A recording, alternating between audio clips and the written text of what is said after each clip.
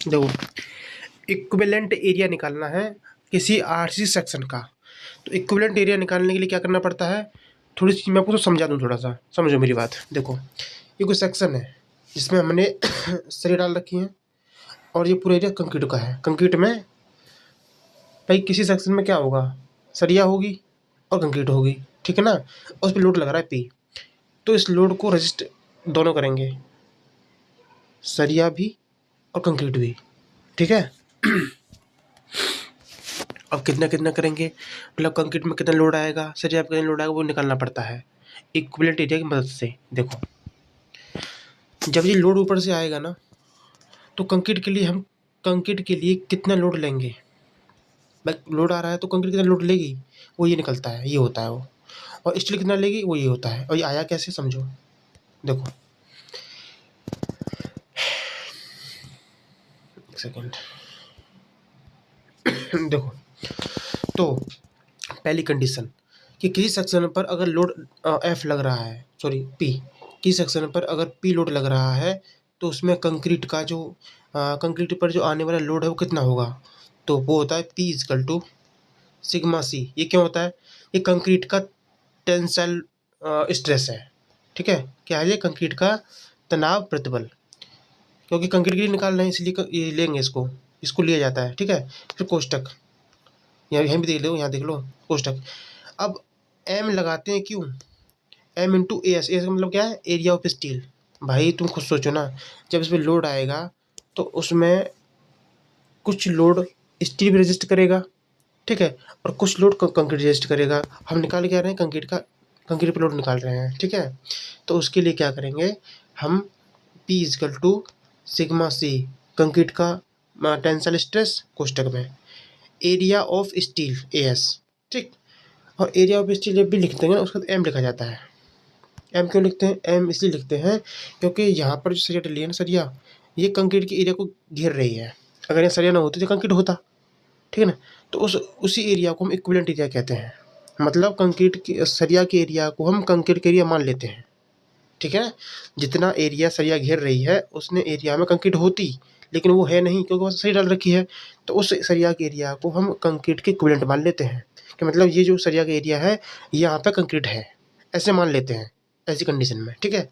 तो उस कंक्रीट के लिए क्या करते हैं, उस कंडीशन में हम एम का मल्टीप्लाई कर देते हैं एरिया ऑफ स्टील से, बस ये फॉर्मूला होता है। तो अब दोबारा समझो कि कंक्रीट के लिए जो एरिया, जो कंक्रीट के लिए जो लोड आएगा ना, जो पी लोड जो आ रहा है, उसका कितना भाग कंक्रीट रजिस्ट करेगी, तो वो निकालेंगे P is equal to tensile stress in concrete sigma C कोष्टक में M into area of steel plus area of concrete. हो गया, ठीक है। ऐसे ही अगर ये बोलता है इस, अब स्टील के लिए बताइए कि स्टील कितना लोड लेगा, ठीक है। तो स्टील जो है कितना पी लोड लेगा, तो स्टील के लिए हो जाएगा मेरे भाई कि टेंसाइल स्ट्रेस ऑफ स्टील कोष्टक में एरिया ऑफ स्टील, को स्टील की निकाल रहे हैं, area of steel plus A C upon M करेंगे। यहाँ पे ए सी इंटू एम नहीं करेंगे, क्यों, समझो। क्योंकि जब भी इस, देखो जैसे हमने अभी इसमें देखा था, क्योंकि इसमें हमने अभी देखा था कि ये जो सेक्शन हमारा पूरा बना हुआ है, इस सेक्शन में क्या डला हुआ है, कंक्रीट है और सरिया है, ठीक है। जब हमने कंक्रीट के लिए निकाला तो हमने ये देखा कि कितने एरिया में, कितनी कंक्रीट के कितने एरिया को सरिया घेर रही है, तो उस सरिया के एरिया को हमने कंक्रीट का एरिया मान लिया था, ठीक। अब क्या है, ये सेक्शन दे रखा है इसमें, अब हम इस पर स्टील के लिए निकाल रहे हैं, तो हम सारा स्टील मान लेंगे, जहाँ जहाँ कंक्रीट है उसको भी स्टील मान लेंगे, ठीक है ना। तो उसको स्टील मान लेंगे तो उसी को तो इक्विवेलेंट एरिया कहते हैं। तो कैसे निकालेंगे, उसके लिए हम क्या करेंगे, area of concrete upon M कर देंगे। अब ये जो है ना, अब एरिया कंक्रीट नहीं रहा, अब ये एरिया ऑफ स्टील बन गया। समझ में आ गया होगा मेरे भाई, बहुत दिमाग लगाया था इसमें, 1 घंटा मेरा खर्च हो गया है। अगर समझ में नहीं आ रहा है ना, साले के रट लेना है इसको, फॉर्मूले को, ठीक है ना। आ गया होगा वैसे। अब आगे देखते हैं। क्योंकि देखो, अच्छा सिग्मा सी पूछे क्यों आया, सिग्मा सी क्या है ये देखो, जब हमने कहा कि कंक्रीट के लिए आप लोड बताइए कितना रेजिस्ट करेगा कंक्रीट, तो भैया सिग्मा सी ना ये टेंसाइल स्ट्रेस है, क्योंकि कंक्रीट में टेंसाइल स्ट्रेस पैदा होगा और यहाँ पर स्टील में टेंसाइल स्ट्रेस पैदा हो जाएगा, ये तो होगा ही साथ में, ठीक है। ये लिया जाता है, तो जो लोड आता है ना, तो कंक्रीट में और स्टील दोनों में ही अपने अपने टेंसाइल स्ट्रेस पैदा होते हैं, ठीक है, तो वो भी लिया जाता है। चलो आगे देखते हैं अब देखो इक्विवेलेंट एरिया का फॉर्मूला होता क्या है।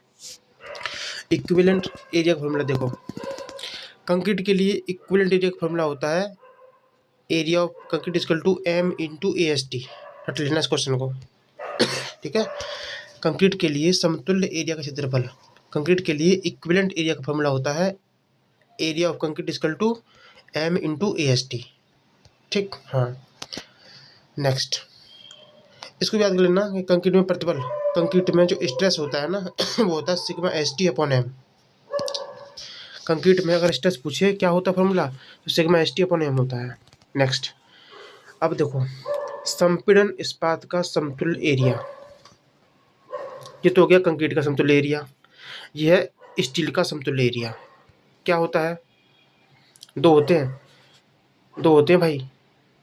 देखो कंप्रेसिव स्टील मतलब संपीड़न इस्पात का समतुल्य एरिया का फॉर्मूला होता है B into X A minus A S C, ठीक है। अब समझ, ये तो संपीड़न में इस्पात का एरिया है, संपीड़न में इस्पात का इक्विवेलेंट एरिया। देखो तीन कंडीशन है इसमें, अगर ये कहेगा कंक्रीट का इक्विवेलेंट एरिया बता तो ये हो जाएगा फार्मूला, सिर्फ सादा पूछेगा तो। और जब कंडीशन दे देगा कि संपीड़न में बताइए इस्पात का इक्विवेलेंट एरिया, तो ये हो जाएगा। फिर बोलेगा कि संपीड़न में बताइए कंक्रीट का इक्विवेलेंट एरिया, तो ये हो जाएगा ए एस सी कोष्टक में 1.5 एम माइनस 1, ठीक है।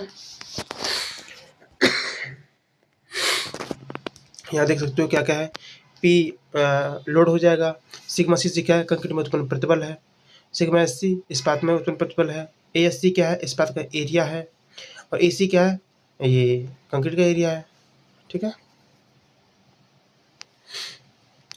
और नेक्स्ट पॉइंट हमारा क्रॉस सेक्शन ऑफ बीम। कोई बीम है, मान लो ये बीम है, ठीक है, यहाँ पर इसमें सीढ़ी डाल रखी है, इसकी ये डेप्थ है, ये विड्थ न्यूट्रल एक्सिस है। अब इसके लिए क्रॉस सेक्शन का चित्र बताना है, बीम का क्रॉस सेक्शन का चित्र है ये, ठीक है, समझो इसको। ये पेपर में आ जाता है, पता क्या कहता है, ये कहता है कि हमारे पास कोई बीम का क्रॉस सेक्शन है, ठीक है, और उसके लिए आपको बताना है स्ट्रेन डायग्राम कौन सा होगा, स्ट्रेस डायग्राम कौन सा होगा, और इक्विवेलेंट स्ट्रेस डायग्राम कौन सा होगा। देखो ये तो हो जाएगा स्ट्रेन डायग्राम, ठीक है, ये हो जाएगा स्ट्रेस डायग्राम ये वाला, ठीक, ये होगा इक्विवेलेंट स्ट्रेस डायग्राम। इक्विवेलेंट मतलब एक समान, इधर भी सेम इधर भी सेम, क्योंकि नीचे टेंसर होता है ऊपर कंप्रेसिव होता है, ठीक है। और स्ट्रेस डायग्राम में यहाँ पे लीवर आर्म आ जाता है, ठीक है, ये लीवर आर्म है यहाँ से यहाँ तक, देख लो चित्रों को, कोई दिक्कत नहीं है, ठीक।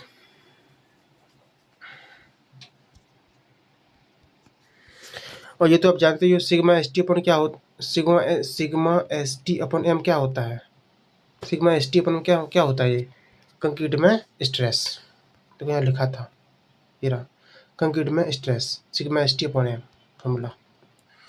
साइड डायग्राम समझ में आ गए होंगे, आगे देखते हैं। अब हम पढ़ेंगे यहाँ से critical depth of neutral axis, ठीक है भाई। हम क्या पढ़ रहे हैं, किसी भी बीम का क्रॉस सेक्शन पढ़ रहे हैं। अब क्रॉस सेक्शन में जो न्यूट्रल एक्सिस जा रही है ना, जो न्यूट्रल एक्सिस, न्यूट्रल एक्सिस, इस न्यूट्रल एक्सिस का बताना है हमको क्रिटिकल डेप्थ का फॉर्मूला क्या होता है। देखो न्यूट्रल एक्सिस की क्रिटिकल डेप्थ क्या होती है, बीम में वह गहराई जिस पर तनन और संपीड़न की स्थिति में टेंसाइल और कंप्रेशन की स्थिति में जो प्रतिबल उपजते हैं या पैदा होते हैं, वो एक साथ ही अपने अल्टीमेट लिमिट तक मतलब चरम सीमा तक पहुंचते हैं, तो उसे उदासीन अक्ष कहते हैं। मतलब यहाँ पर क्या होता है ना, बीम की ऐसी गहराई जिस पर टेंसाइल और कंप्रेशन की स्थिति में जो प्रतिबल पैदा होते हैं वो एक साथ अपने चरम सीमा तक पहुंच जाते हैं, ठीक है ना, वो अपनी परमिसिबल स्ट्रेस प्राप्त कर लेते हैं, तो उसे वो उसी को उदासीन अक्ष कहते हैं, मतलब न्यूट्रल एक्सिस कहा जाता है, ठीक है। कुल मिला के न्यूट्रल एक्सिस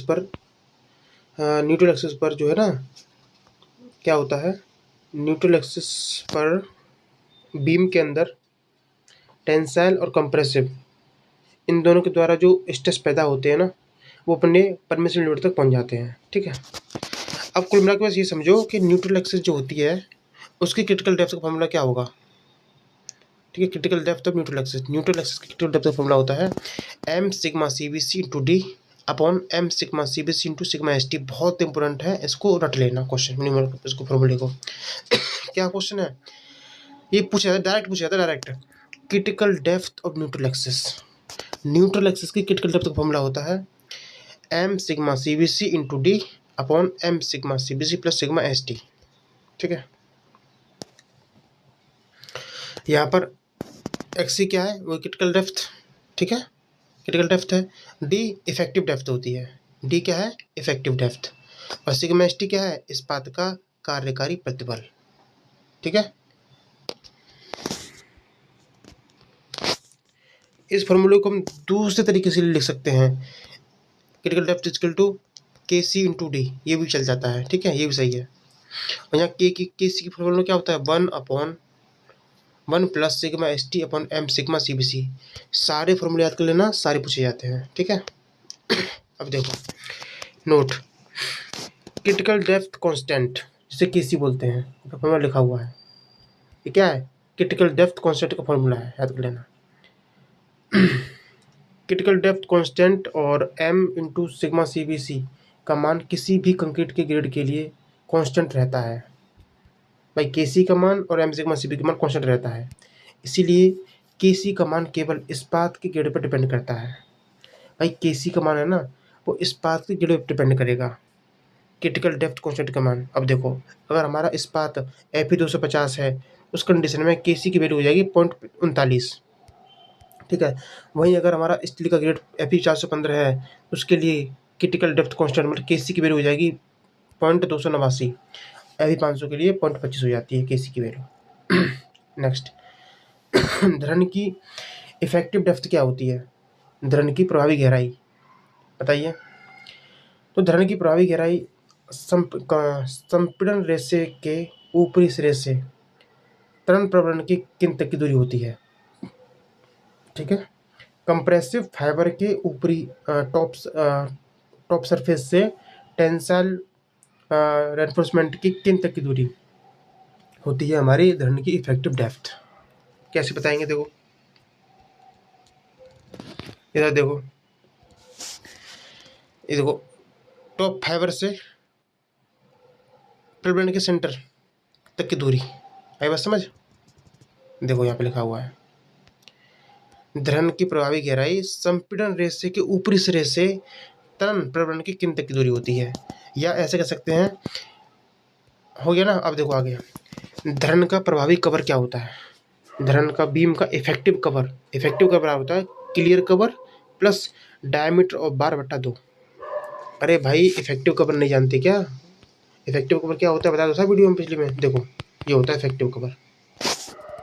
देखो इस रेनफोर्समेंट के बीच से लेके यहाँ तक की दूरी इफेक्टिव कवर होता है। ठीक है ना, तो मतलब इस जो छड़ है ना, छड़ इनका डायमीटर का आधा प्लस क्लियर कवर, ये होता है हमारा इफेक्टिव कवर। किसी भी बीम का इफेक्टिव कवर क्या होता है, clear cover plus diameter of बार बटा 2, रट लेना इसको। नेक्स्ट, अब हम पढ़ेंगे actual depth of neutral axis. अभी क्या पढ़े थे, क्रिटिकल डेप्थ पढ़े थे कि नहीं। देखो ये रहा, कहाँ गया, ये रहा क्रिटिकल डेप्थ न्यूट्रल एक्सिस, ये फॉर्मूला था। अब पढ़ेंगे, क्या पढ़ेंगे अब, ये वाला कि actual depth of neutral axis. अब न्यूट्रल एक्सिस की एक्चुअल डेप्थ का फॉर्मूला क्या होता है समझो।